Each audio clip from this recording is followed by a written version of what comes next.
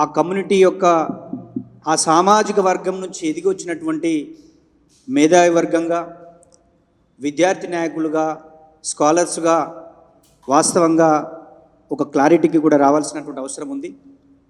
Supreme court తీర్పు ఒకటవుతే ఈ 30 సంవత్సరాలలో జరిగినటువంటి మాల సామాజిక వర్గానికి విద్యా ఉద్యోగ రంగంలో కాదు, స్థానికంగా ఉండే వార్డు సభ్యుల నుంచి కూడా రాజకీయ ప్రాతినిధ్యంలో కూడా ఈ మాల సామాజిక వర్గానికి అన్యాయం జరిగిందనే విషయాన్ని మనం గుర్తుపెట్టుకోవాలి. అంటే వేగ్గా వ్యతిరేకించడం అని కాదు, శాస్త్రీయంగా చాలామంది మెజారిటీ వాళ్ళు శాస్త్రీయంగా జరగాల్సినటువంటి అవసరం ఉందని చెప్తా ఉన్నారు. లెక్కలు కూడా ఈ 10 సంవత్సరాలలో ఎస్సీ కార్పొరేషన్లో కావచ్చు, ప్రభుత్వం నుంచి వచ్చేటువంటి ఏ అభివృద్ధి పథకంలోనైనా 80% మాదిగ సామాజిక వర్గంకి వస్తే 20% మాల సామాజిక వర్గంకి వచ్చింది. నువ్వు ఏ యొక్క అభివృద్ధి కార్యక్రమం తీసుకున్నా, నేనేమంటున్నానంటే మాల సామాజిక వర్గం నుంచి ఉన్నటువంటి మాల మేధావి వర్గం ఒక దిక్కు అవుతే, మాల సంఘాలు నడిపేటువంటి ప్రజా సంఘాలు ఉన్న మాల మహానాడులు కూడా ఆలోచన చేయాల్సిన అవసరం ఉంది అనేది మనం భావించాల్సిన అవసరం ఉంది. మరి దీన్ని, ఈ చర్చను దాదాపు 43 రోజుల తర్వాత జిల్లాలలో కూడా చాలామంది ప్రజా సంఘాలు కావచ్చు, మేధావులు కావచ్చు, టీచర్లు కావచ్చు, వాళ్ళతోటి మాట్లాడుతూ ఉంటే అసలు ఏంది ఈ పంచాయతీని మనం తేల్చాలి కదా. ప్రతి సామాజిక వర్గానికి నాయకత్వం వహించాం, 100 సంవత్సరాలు కాదు, ఇన్ని సంవత్సరాలుగా మనమే నాయకత్వం నుండి ముందుంచి నడిపిన వాళ్ళం. దీని పట్ల మన మేధావి వర్గం కానీ, ఉస్మాన్ యూనివర్సిటీ కేంద్రంగా పనిచేసిన అన్ని ఉద్యమాలకు నాయకత్వం వహించిన విద్యార్థి నాయకత్వం, మీరే దీని మీద చర్చ చేయాలి, మీరే దీని విషయంలో ప్రజలకు తెలియజెప్పాలనే విషయాలు కూడా ఆ యొక్క జిల్లాల నుంచి రావడం వల్ల మనమందరం కలిసి ఇక్కడ ఉన్నటువంటి ఇంటలెక్చువల్ ఫోరం అంటే ఇక్కడున్న ప్రొఫెసర్లు ఉన్నారు, ఇక్కడున్న వివిధ రాజకీయ పార్టీల ప్రాతినిధ్యం వహిస్తున్న వారు ఉన్నారు, విద్యార్థి సంఘాలు ఉన్నాయి. మనమందరం ఒక చర్చను పెడదాం. ఆ చర్చ నుంచి ఒక అవుట్పుట్, ఇది ఒకటే సమావేశం కాదు, ఇంకా చాలా సమావేశాలు ఏర్పాటు చేయాలి.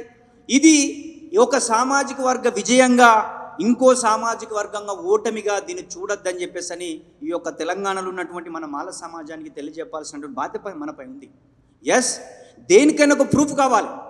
తెలంగాణ ఉద్యమం జరిగింది, సమాఖ్యాంధ్ర ఉద్యమం నడిచింది.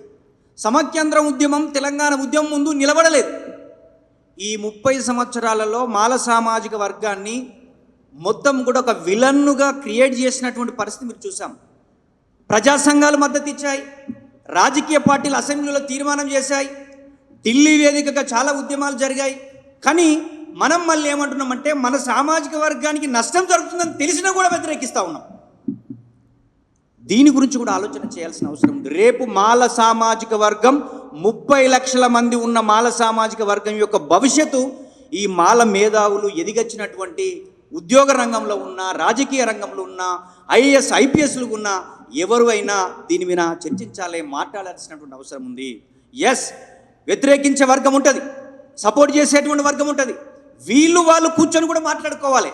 ఈ యొక్క ఎస్సీ వర్గీకరణ సమస్యను మాల మేధావులు, మాదిగ మేధావులు, మాల ఉద్యమకారులు, మాదిగ ఉద్యమకారులు మాట్లాడుకోకపోవడం వల్లనే ప్రజల్లో ఒక రకమైనటువంటి శత్రు వైరుధ్యాన్ని పెంచి పోషించినటువంటి వాళ్ళు నాయకత్వం వహించేవాళ్ళు. ఆ నాయకత్వం వహించే వాళ్ళ రాజకీయాల్లో భాగంగా, ఆ నాయకత్వం వహించే వాళ్ళు ఆర్థికంగా ఎదగడానికి, ఆ నాయకత్వం వహించే వాళ్ళు వివిధ రాజకీయ పార్టీల దగ్గర ఊడిగం చేయడానికి పనిచేస్తున్న విధానాన్ని చూడాలి. కాంగ్రెస్ అధికారం ఉంటే కాంగ్రెస్ పార్టీకి, టీడీపీలో అధికారం ఉంటే టీడీపీ పార్టీకి, బీజేపీ తోటి ఈరోజు మళ్ళీ అంటగాగుతూ కాంగ్రెస్ పార్టీని కూడా బ్లాక్మెయిల్ చేసేటువంటి ఇటువంటి రాజకీయ బ్లాక్మెయిల్ను చెక్ పెట్టాలంటే మాల సామాజిక వర్గ ప్రజలైనా, మాదిగ సామాజిక వర్గ ప్రజలైనా వాళ్ళు వాస్తవంగా పాపం వాళ్ళకి ఏం తెలియదు. కానీ నాయకత్వం వహించే వాళ్ళు వీళ్ళిద్దరిని శత్రువులుగా చేయడం వల్ల ఆ రాజకీయ పార్టీల యొక్క పబ్బం గడుపుకుంటున్నారనే విషయాన్ని మనం గుర్తుపెట్టుకోవాల్సిన అవసరం ఉంది. నరేంద్ర మోడీ గారు నిజాం కాలేజ్ గ్రౌండ్కి వచ్చారు. ఆ తర్వాతనే సుప్రీంకోర్టు తీర్పు వచ్చింది. దీని వెనకాల ఉన్న రాజకీయాలను గుర్తించాలి. రాజ్యాంగపరంగా వర్గీకరణ చేయరాదని చెప్పేసి 20-30 సంవత్సరాలు చర్చ జరుగుతుంది. కానీ ముమ్మాటికి ఇది రాజకీయ తీర్పే. ఈ రాజకీయ తీర్పులో ఈ సామాజిక వర్గాల్లో ఉన్న ఉపకులాలకి, ఆ సామాజిక వర్గాల్లో ఉన్న వెనుకబడి వాళ్ళకి, ఈ 30 సంవత్సరాలు ఎవరు అభివృద్ధి పొందారో వాళ్ళ లెక్కలు కూడా తీయాల్సిన అవసరం ఉంది. అందుకే మేమేమనుకున్నామంటే ఉప కమిటీ కాదు, దీని మీద ఒక కమిషన్ వేసి ఆ కమిషను ఆర్థిక పరంగా, అదేవిధంగా ఉద్యోగపరంగా, భూమి పరంగా ఇన్ని విభాగాలకు సంబంధించిన లెక్కలు తీసి ప్రజలకి న్యాయం జరిగే విధంగా ఉండాలి. జనాభా ప్రకారం చేయాల్సినటువంటి అవసరం లేదు. సుప్రీంకోర్టు తీర్పులో మరి జనాభా అనేటువంటిది క్రైటీరియా లేదు. దీన్ని కూడా మనం దృష్టిలో పెట్టుకోవాల్సిన అవసరం ఉంది. ఈ యొక్క ఎస్సీ కమ్యూనిటీలో ఉన్న వెనుకబడినటువంటి వాళ్ళకి న్యాయం జరిగే విధంగా మీ మేధావి వర్గం అన్ని మీ కులాల్లో ఉన్న మేధావి 59 కులాలు ఉన్న మేధావి వర్గం కూడా చర్చించుకోవాల్సిన అవసరం ఉంది. అంతేకాకుండా ఈ మీటింగు, ఈ యొక్క రౌండ్ టేబుల్ సమావేశం ఇక్కడి నుంచే కాదు, పౌర సమాజం, ఆ యొక్క వర్గీకరణ ఉద్యమానికి మద్దతు తెలిపిన మేధావి వర్గం ఉన్నారు, ఆ యొక్క వర్గీకరణ ఉద్యమానికి మద్దతు తెలిపిన రాజకీయ పార్టీలు ఉన్నారు, ప్రజా సంఘాలు ఉన్నారు, వాళ్ళ దగ్గర కూడా చర్చ పెట్టాల్సినటువంటి అవసరం ఉంది. అందుకే మాల సామాజిక వర్గానికి ప్రాతినిధ్యం వహిస్తున్నటువంటి మాల ప్రజా సంఘాలు కానీ, మద్దతు ఇచ్చేవాళ్ళు, శాస్త్రీయంగా జరగాలనే వాళ్ళు కానీ, వ్యతిరేకించేటువంటి వాళ్ళు కానీ, వ్యతిరేకించడానికి కారణాలు కూడా చెప్పలేకపోతున్నటువంటి సందర్భాన్ని కూడా మనం చూస్తూ ఉన్నాం. మొన్న సీఎం గారి దగ్గరికి వెళ్ళారు. సీఎం గారి దగ్గరికి వెళ్ళిన తర్వాత దాని మీద ఒక కమిటీ వేస్తాం, తప్పకుండా ఎవరు వెనుకబడ్డారో ఆ వెనుకబడ్డ ఆధారంగా శాస్త్రీయంగా చేస్తామని చెప్పేసి అని పేపర్లో వచ్చింది. అయినప్పటికీ కూడా మనం గుడ్డిగా వ్యతిరేకించడం వల్ల ఈ 30 సంవత్సరాల్లో మాల సామాజిక వర్గం మొత్తం మాలలే దోచుకున్నారు, మాలలే అన్ని తిన్నారు అనేటువంటిది అంతటా ప్రాపగండా అదే జరిగింది. నా తోటి ఒక మిత్రుడు అన్నాడు, మీ మాల సామాజిక వర్గం ముందు వరుసలు ఉందా, అన్ని బెనిఫిట్స్ మీరే పొందారు, అయినా మిగతా వాళ్ళు వెనుకబడ్డారంటే ఈ యొక్క లెక్కలు చూస్తూ ఉంటే, పట్ట వెంకటేశ్వరం లెక్కలు తీస్తూ ఉంటే 80% మాదిగ ఉపకులాలు మాదిగలు పొందితే 20% మాలలు పొందారు. ఇది ఏదైతే మాలలు తిన్నారు, మాలలు దోచుకున్నారు, మాలలు అన్ని అవకాశాలు పొందారనేటువంటి విషయాన్ని మనం లెక్కల రూపకంగా బయట పౌర సమాజానికి, మీడియా ముఖంగా, రాజకీయ పార్టీల ముందు, అదేవిధంగా మేధావి వర్గం ముందు చర్చించాల్సినటువంటి అవసరం ఉంటుంది.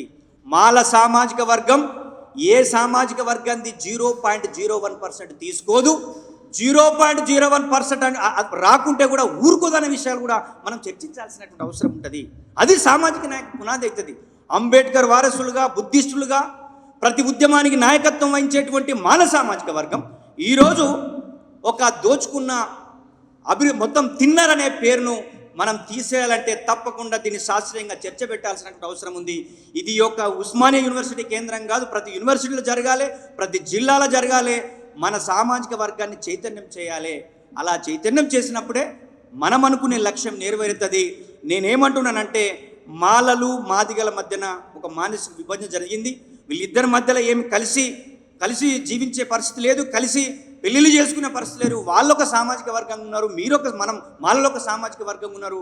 మాల ఉపకులాలకి మనం వాళ్ళని కలుపుకొని మనతో ఇంకా మాదిగా ఉపకులాలు కూడా న్యాయం జరగాలనేటువంటిది ఒక ఉద్యమాన్ని కూడా, ఒక డిస్కషన్ను తీసుకురావాల్సినటువంటి అవసరం ఉంటుంది.